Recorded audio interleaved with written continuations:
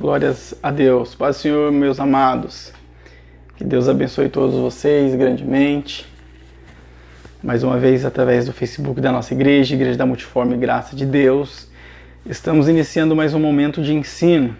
Todas as sextas, a partir das 20 horas, até as 20h30, mais ou menos, nós estamos aí a aprender a Palavra de Deus. Eu acredito que o aprendizado que nós temos tido do ensino da Palavra tem nos auxiliado bastante, né? E a Palavra de Deus, ela nos fortalece, ela nos dá cada dia mais força para vencer o inimigo, o adversário. Ela nos auxilia para que possamos se manter de pé diante das adversidades, diante das dificuldades, diante das tentações, diante de tudo aquilo que o adversário tenta contra nós. Nós conseguimos através da Palavra do Senhor. E mais uma vez vamos estar a aprender das Sagradas Escrituras. O tema que eu coloquei para essa mensagem, os irmãos que têm acompanhado a página do Facebook da nossa igreja, ou a minha, os irmãos também que têm compartilhado, né, a imagem aí, e eu coloquei como tema para o ensino de hoje, as tendas de Pedro. Esse é o nosso tema que o Senhor tocou no meu coração para que eu pudesse compartilhar com os irmãos do conteúdo da Palavra do Senhor. As tendas de Pedro. Falando sobre o tema em si, nós temos que entrar em Lucas capítulo 9, verso de número 33. Então essa é a nossa leitura-chave, né, o versículo-chave para a ministração dessa palavra, ok? Então Lucas capítulo 9, verso de número 33, que está escrito assim: E aconteceu que, quando aqueles se apartaram dele, disse Pedro a Jesus: Mestre, bom é que nós estejamos aqui e façamos 3 tendas, uma para ti, uma para Moisés e uma para Elias, não sabendo o que dizia. Lucas capítulo 9, verso de número 33. Notamos neste verso que Pedro ele menciona a construção de 3 tendas, sendo uma para Jesus, uma para Moisés e outra para Elias. Mas qual é o contexto deste versículo aqui? Vamos conhecer o contexto e saber o que estava acontecendo que levou Pedro a dizer essas palavras, que foi registrada aqui no caso por Lucas. No contexto, se nós olharmos para o capítulo de número 9, desde o verso de número 28 até o verso de número 36, nós vamos descobrir que Jesus ele foi ao monte para orar e ele levou consigo Pedro, Tiago e João. Jesus sempre levava os 3, né, para estar ali reservado para buscar o Senhor em oração. E estando eles ali orando, Pedro, Tiago e João já estavam praticamente dormindo ali durante aquela vigília. Mas Jesus ele orava e o texto diz que Jesus ele começou a resplandecer, né? Ele começou a ter um resplandecente muito forte, o que foi notado ali pelos apóstolos que estavam dormindo. Você lembra daquela passagem que diz que Moisés, a face de Moisés, ela resplandecia, ela brilhava, porque ele estava, né, na presença de Deus, né, falando com o Senhor face a face, de modo que as pessoas não conseguiam olhar para a face de Moisés? Então, com Jesus aconteceu a mesma coisa, só que em uma graduação maior. Jesus ele não resplandecia somente a sua face, mas todo o seu corpo estava resplandecente ali durante aquela oração. Então isso é conhecido como a transfiguração, tá? E o texto diz que Jesus estava falando com Elias e com Moisés. E o texto ainda diz que eles estavam falando a respeito da crucificação, da morte de Jesus. É lógico que esta passagem ela tem uma gama muito grande de possíveis ensinos, né, de possíveis temas. Então falar sobre a transfiguração, nós podemos ir muito longe e falar muita coisa a respeito disso. Porém, não é o nosso foco para este ensino, tá? Mas o texto de fato fala disso, que Jesus ele se transfigurou ali naquela ocasião, seu corpo estava resplandecente, ele falava com Moisés e Elias a respeito da crucificação, a respeito da morte. Então Pedro ali, os demais apóstolos, percebendo o acontecimento, eles notaram ali o que estava acontecendo, e Pedro prontamente se prontificou dizendo: ó Senhor, é bom que nós estejamos aqui, então vamos construir uma tenda para você, uma para Elias e uma para Moisés. Isso é o verso de número 33 que nós fizemos a leitura. E a Bíblia diz que eles não sabiam, Pedro não sabia o que estava falando, né? Isso diz o texto, tá? Então aí o texto vai dizer que uma nuvem veio, cobriu eles, e eles ficaram maravilhados até com o que estava acontecendo. Veio uma voz do céu dizendo: esse é meu filho amado a quem me comprazo. E o texto ainda no final diz que eles se calaram diante daquela situação, não falaram sobre este assunto, né? Tamanho foi o temor, o impacto que os apóstolos tiveram ali naquela ocasião, Pedro, Tiago e João, a ponto de se calar mesmo. E o texto diz: se calaram, eles, né, não tocaram nesse assunto ali por conta do temor. Então foi algo extraordinário, o que eles viram ali foi algo de magnitude surpreendente. Moisés e Elias falando com Jesus, e Jesus resplandecendo ali naquela transfiguração, e foi algo com certeza maravilhoso. Pelo que nós lemos no texto, nós sabemos disso, né? Então esse é o contexto do verso em que nós lemos e que nós vamos tratar este tema. Então por isso o tema é as tendas de Pedro. Agora, como que funcionava, como eram as tendas nos tempos bíblicos? As tendas, para elas serem construídas, primeiramente eles fincavam pináculos, postes, né, estacas compridas. Eles fincavam no chão aquelas estacas e jogava o couro, que era, né, o tecido, no caso feito de couro, jogava por sobre aquelas estacas. Então ficava ali a parte mais alta da tenda, de acordo com as estacas que tinha ali, né? Então eram várias estacas, jogava-se o couro por cima. Então aquilo servia ali como se fosse um tipo de pé direito, tá? Para a tenda. Aí as pontas da tenda eles amarravam com cordas ou prendiam direto em estacas menores. Então isso eles sempre faziam, usavam-se estacas menores para prender ali o tecido, o couro da tenda. E o processo, inclusive, até de bater nas estacas era chamado no hebraico de taquear, que era bater nas estacas para que elas ficassem fixas ali no solo. Aí eles esticavam as cordas e então armava-se a tenda. Tá? Só que a frente da tenda era feita com uma outra peça de couro, que servia como a parte da frente da tenda, o lugar onde tinha abertura, que funcionava como uma porta, de fato era uma porta. E no fundo da tenda também outra peça de tecido, que servia como o fundo da tenda. Quando eles utilizavam o couro para a construção da tenda, nos primeiros ocasiões, o couro não era impermeável, então podia molhar e chover dentro. Mas com o passar de mais ou menos 2 chuvas, dependendo ali da situação, aquele couro ele encolhia, ele se tornava como se estivesse um pouco mais seco, então ele se tornava impermeável mesmo, então não entrava água ali naquelas tendas. Então assim era construída uma tenda naturalmente, tá? Dali do povo de Israel, era costume ali, principalmente ali no Antigo Testamento. E uma coisa interessante é que as tendas, elas tinham também as suas divisões, como os cômodos de nossa casa hoje, para você entender, tá? Não que ela tinha banheiro, ela tinha, né, área de lazer ou jardim de inverno, não estou falando isso, mas só para você entender. E o que utilizava-se para fazer as divisões dentro da tenda, como se fosse um outro cômodo, era na verdade o próprio tecido de couro, uma outra peça de couro, então fazia a divisão. Então a entrada da tenda, ou quando você chegava a uma tenda e ali tinha a abertura, que era a porta da tenda, ali aquele acesso, aquela primeira parte, era chamada de varanda. Por incrível que pareça, aquilo já era chamado de varanda, tá? Então ali era a varanda onde qualquer pessoa podia entrar. Essa era a primeira parte da tenda.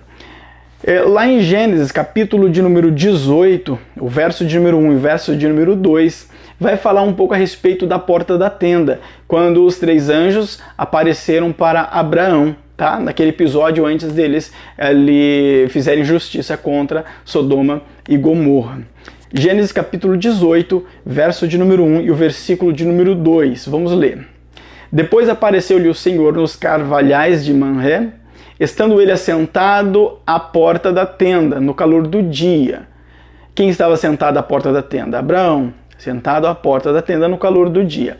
Ele levantou os seus olhos e olhou, e eis 3 homens em pé junto a ele. E vendo-os, correu da porta da tenda ao seu encontro, e inclinou-se em terra. Então, Abraão ele estava na onde? A porta da tenda. Esta porta da tenda é a entrada que dava para a chamada varanda. Tá? Então, era ali que Abraão estava quando ele avistou os três anjos. Tá? Ele estava à porta da tenda. Esta é a porta da tenda que nós estamos aqui ensinando, explicando para os irmãos. Tá?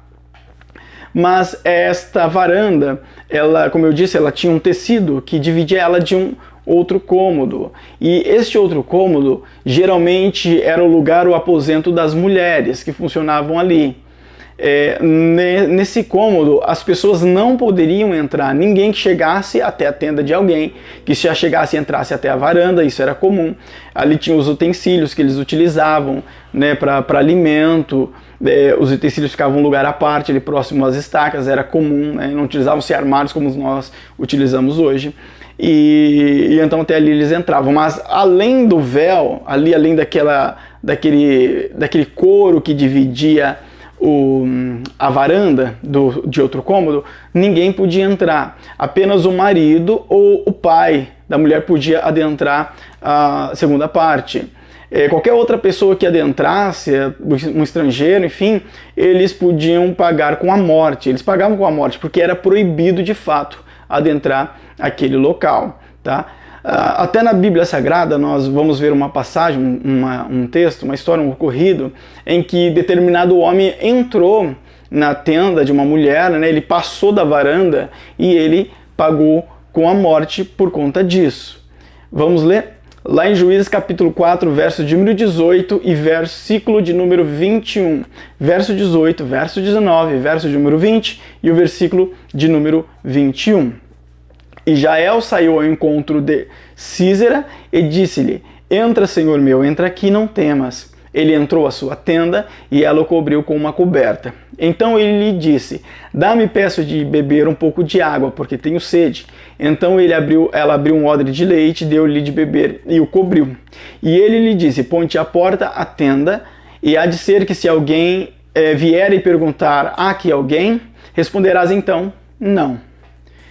Então Jael, mulher de Heber, tomou uma estaca da tenda e lançou mão de um martelo, e chegou-se mansamente a ele cravou a estaca na fonte, de sorte que penetrou na terra, estando ele, porém, num profundo sono, e já muito cansado, assim morreu. É lógico que neste texto, quem puniu com a morte a Sísera foi a própria Jael, que era dona da tenda. Só que Jael, ela não foi punida, não poderia ser punida por isso, porque na verdade o que ela fez foi uma justiça, né, de ter ali matado alguém que adentrou a sua tenda. Até mesmo se uma mulher convidasse alguém a adentrar a sua tenda, ele não poderia entrar, também pagava com a morte. É lógico que nesse contexto aqui nós temos que avaliar e dizer que ali era uma ocasião de guerra. Nós sabemos que Sísera era, na verdade, comandante do exército dos reis cananitas e estavam em guerras com o povo.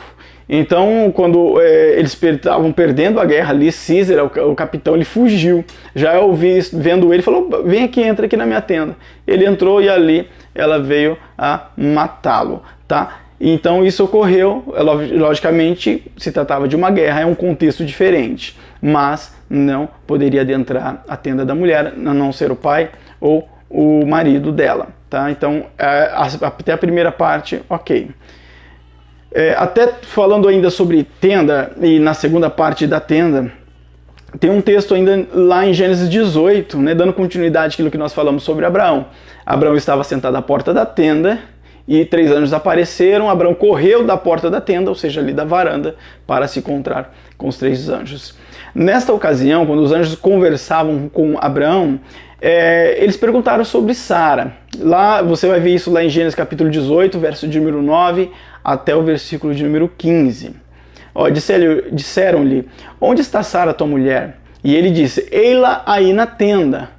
Em que lugar da tenda? Depois do couro ali, depois do véu, depois daquela divisão. Ela estava na parte de dentro ali, depois da varanda.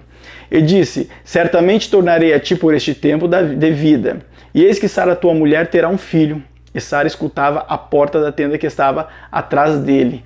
Olha só, então Sara estava à porta da tenda, ou seja, depois daquele véu, daquele couro, estava ainda Sara, tá? Ali atrás.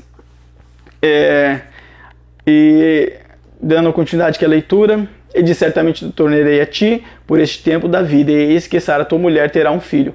E Sara escutava a porta da tenda que estava atrás dele. E eram Abraão e Sara já velhos, adiantados em idade.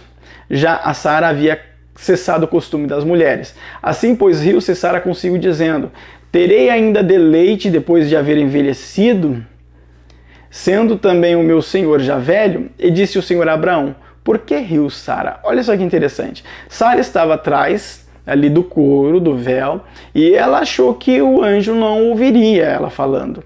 Só que ela achou isso de um modo como se eles ouvissem ela fisicamente, né?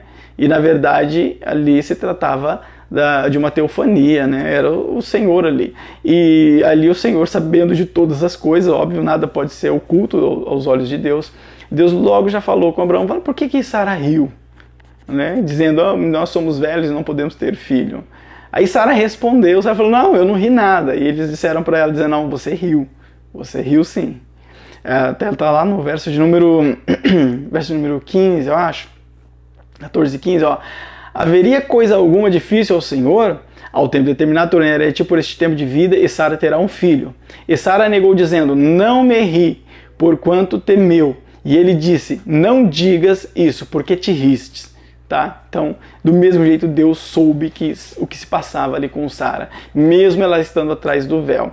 Então, entendendo, então, essa era a construção da tenda, tá? Então, a primeira parte, varanda, e a outra parte que era o lugar das mulheres. Em tendas maiores tinham mais divisões. Não há necessidade de adentrarmos aqui ao costume deles em relação a tendas, porque o nosso foco ele é mais espiritual do que, digamos assim, costumes. Não vamos focar em costumes aqui, tá bom? Então, esta era o costume deles. Construir, constituir tendas. Era um costume do povo de Israel.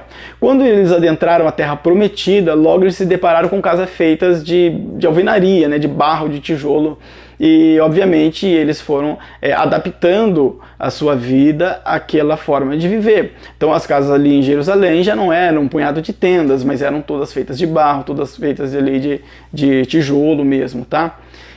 Mas mesmo assim eles ainda tinham que construir tendas em tempo determinado do ano, que era conhecida como a festa do Sukkot, ou a festa das cabanas, onde eles construíam cabanas, passavam ali a noite em cabanas, e aquilo tudo servia como uma lembrança daquilo que Deus tinha feito no povo de Israel lá do Egito, e eles vieram habitar em cabanas ali no deserto para depois adentrar a terra prometida. Era chamada a festa das cabanas, das tendas. Também não vamos adentrar isso porque não há necessidade.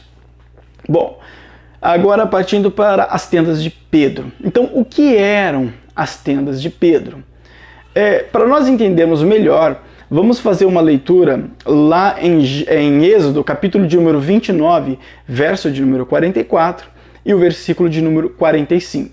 Está escrito assim, aliás, Êxodo 25, verso de número 8 e o verso de número 9. Êxodo 25, verso 8 e verso 9. E me farão um santuário e habitarei no meio deles, conforme a tudo que eu te mostrar para modelo do tabernáculo, e para modelo de todos os seus pertences, assim mesmo farei. O que esse verso quer dizer? Basicamente é assim: Moisés, todos vocês habitam em tendas. Agora faz o seguinte, construa uma tenda para mim, que eu quero habitar no meio do povo. O texto vai falar sobre santuário, é o tabernáculo, é a tenda que eles erguiam, que eles construíam de acordo ali dentro da viagem deles ali de 40 anos durante o deserto. Eles construíam aquela tenda, eles edificavam ela, e ali ficava a suposta morada de Deus. Suposta porque é óbvio que Deus não estava ali em si, né? Ele não abandonou o céu e ficou lá na tenda, não era assim, tá? Mas a presença de Deus estava ali através da Arca da Aliança, a Arca do Concerto. Então o que Deus pediu para Moisés? Olha, construa uma tenda no meio do povo, do jeito que eu vou te dizer, porque eu vou morar aí juntamente com vocês. Êxodo 25, verso de número 8 e o verso de número 9.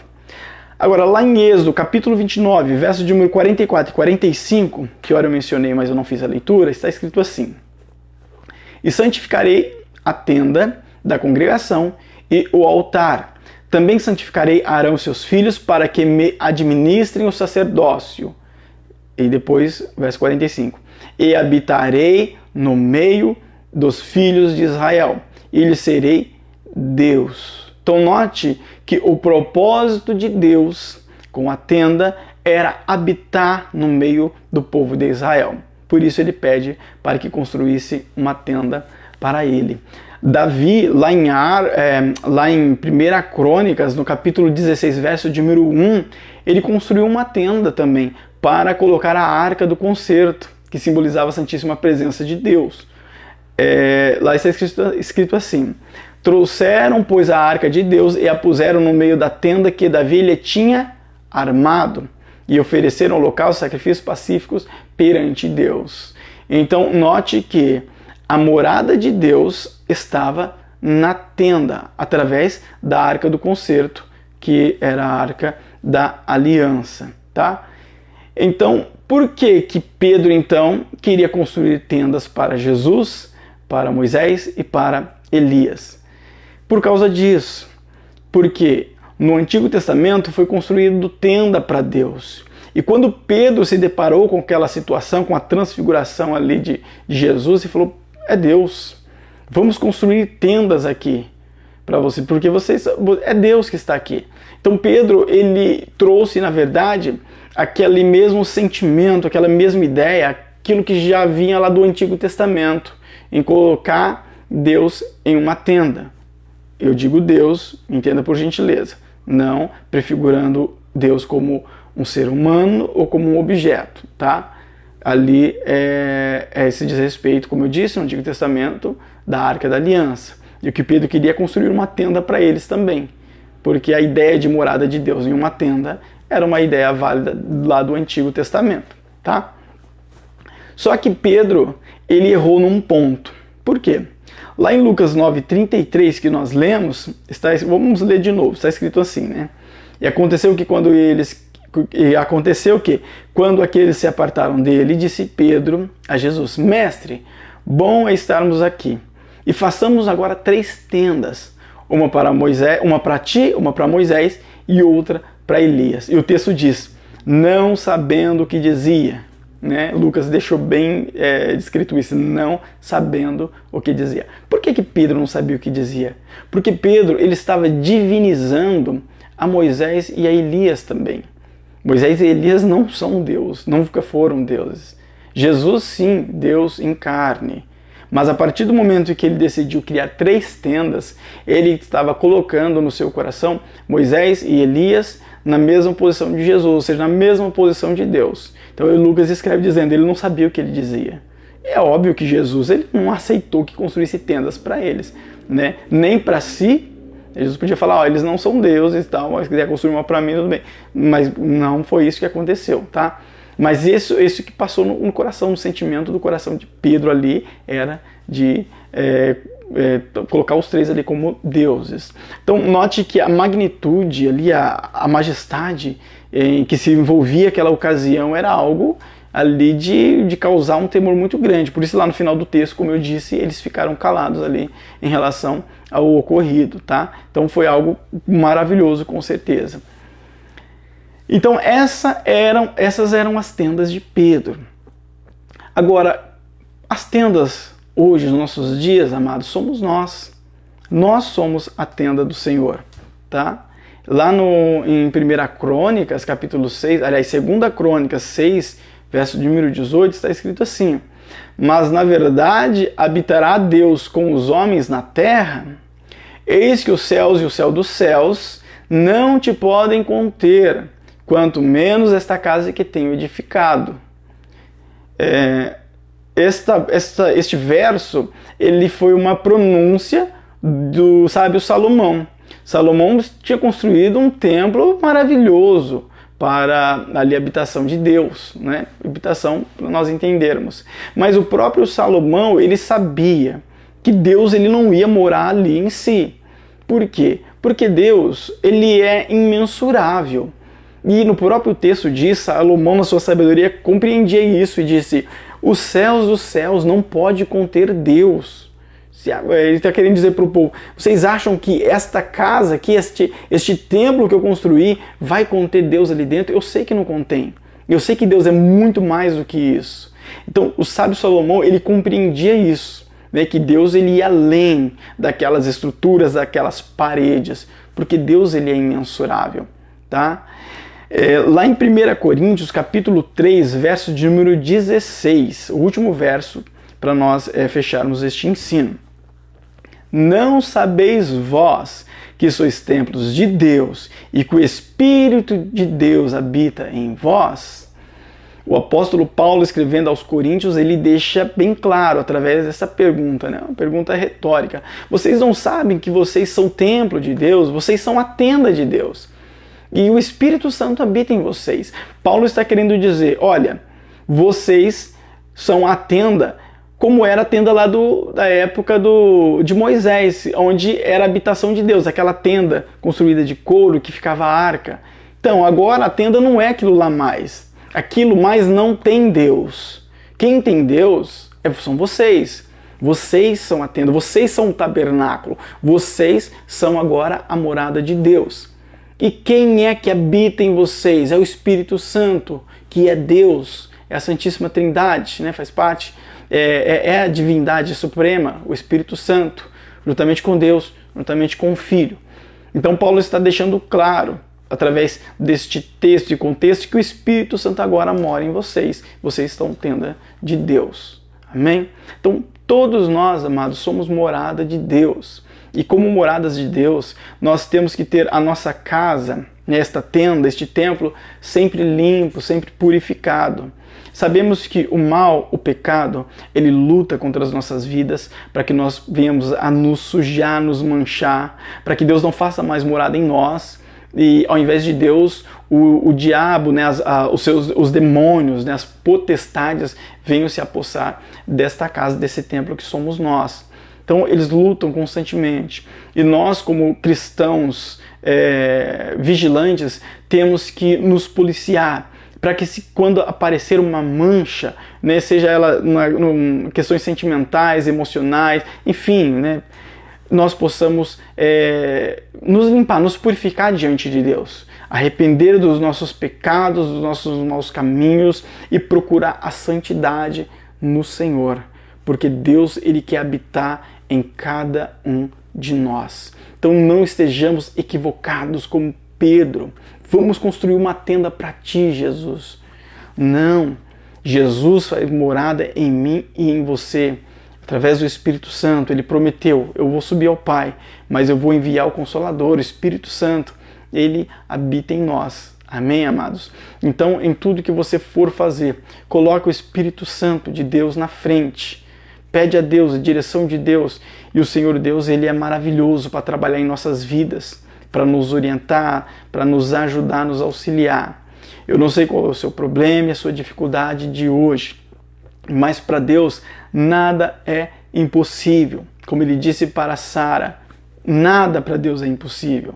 Deus ele faz milagres. Então creiamos no Senhor, amados, que possamos estar firmes no propósito com Deus, para que o Senhor Deus a cada dia venha mais e mais nos abençoar e nós possamos crescer em comunhão com o Senhor, na intimidade e na santidade, porque somente isso é que vai fazer diferença na nossa vida de fato, enquanto nós estivermos aqui nessa terra, e vai perdurar para todo sempre, ali no reino celestial. Amém? Que Deus abençoe a todos grandiosamente, esteja orando por nós, e a vitória é nossa em nome de Jesus. Senhor Jesus, obrigado por tudo. Continue a abençoar os teus filhos grandiosamente, livrar de todo o mal, de toda a obra do adversário. Realize e empreende, ó Pai, dos teus grandes feitos sobre a vida de cada um dos teus filhos em nome de Jesus. Que a graça de nosso Senhor Salvador Jesus Cristo, o amor de Deus, nosso eterno Pai, a comunhão, a consolação no Espírito Santo seja em cada coração e que todos dentro de si possam dizer amém. Que Deus abençoe a todos grandiosamente. Amém.